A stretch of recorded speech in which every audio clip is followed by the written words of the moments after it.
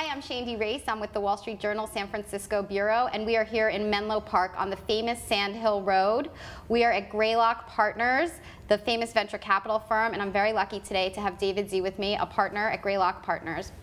So, David, you were responsible for the investment in Facebook. You know Mark Zuckerberg very well. There's been a meme going around in the press right now that Mark Zuckerberg is not prepared for what's happening with his company. The stock obviously is about 50% of its IPO price. Do you think he should quit? You know, I've known Mark since 2006, and when we invested, it was about 7 million users, private network, only to colleges in the U.S.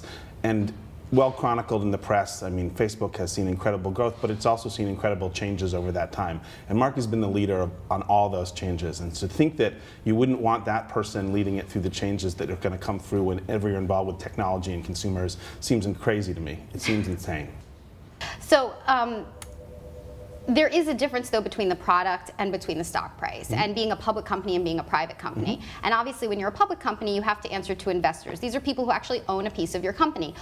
What kind of responsibility does he have to be answering to those investors? What kind of responsibility should he have to answer to those investors? And if he's not answering to them in the way that they feel he should be, does that mean that, at least as CEO running the entire company, that's maybe not a role that he should have?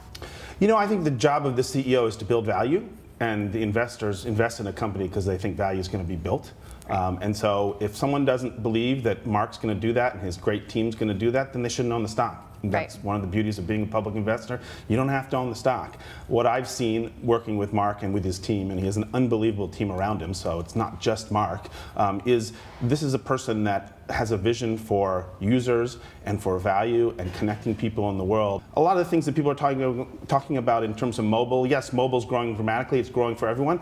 That's going to be their biggest advantage once the mobile ecosystem continues to mature. They're a leader in it. They're the #1 application in mobile. Users of Facebook that use mobile and the web are using the mobile product more minutes, those users. And so they're only going to have a deeper engagement. And so when you see those changes happening, Mark's the guy that's going to lead you there. Sheryl is a great leader as well, and a great compliment to him. Sheryl, the COO. David Eberson, the CFO. Another thing you look for leaders is, can they attract great people around them? And their team is world class. Let's actually talk about Sheryl Sandberg, the COO, and David Eberson, the CFO, for a second, because a lot of the press has focused on Mark Zuckerberg. But the thing is that he brought on Sheryl Sandberg in 2008 to run the company. So I kind of feel like it's funny to be blaming him, even though he is the CEO, when she's the one who's at least the operations person, and really she's the one who's been in charge of the monetization efforts, the ad efforts. Do you think that the focus is on the wrong person? I think they're a team. At the end of the day, the CEO has to take responsibility, and I wouldn't have it any other way, because I believe Mark is going to take that responsibility in the sense of making the company great, and that's what he's focused on. Single most mission-focused person I've ever seen. Sheryl is an unbelievable compliment to him. Sheryl, in terms of keeping the trains running, in terms of building the business operations, the sales force, and legal, I think she feels the same level of responsibility, and they work together really well as a team. Mark Zuckerberg, he's more than just a founder. He's a social icon, a cultural icon, and in some ways good, in some ways bad. But do you think that in part investors were investing in Facebook because they wanted to invest in Mark Zuckerberg, because they think he's a product genius? And so if you pull out that person, does that take away some of the value for investors? Yeah, it's an interesting point. It's funny to see so much criticism in the sense that the same people that are asking him to step down don't appear to have any real basis other than the fact that the stock's down.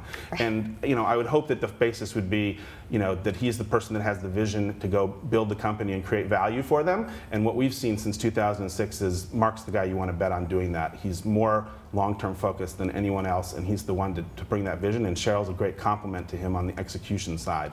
Do you think Mark's the type of person that cares at all about this talk? I think Mark cares only in so much as it stops him from being able to make Facebook great in the future.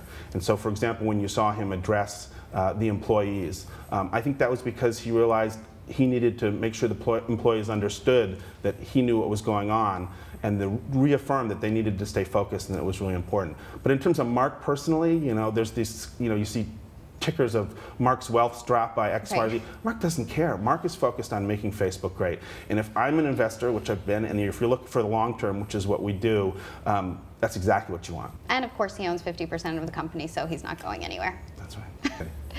This is Shane DeRace with the Wall Street Journal San Francisco Bureau signing off.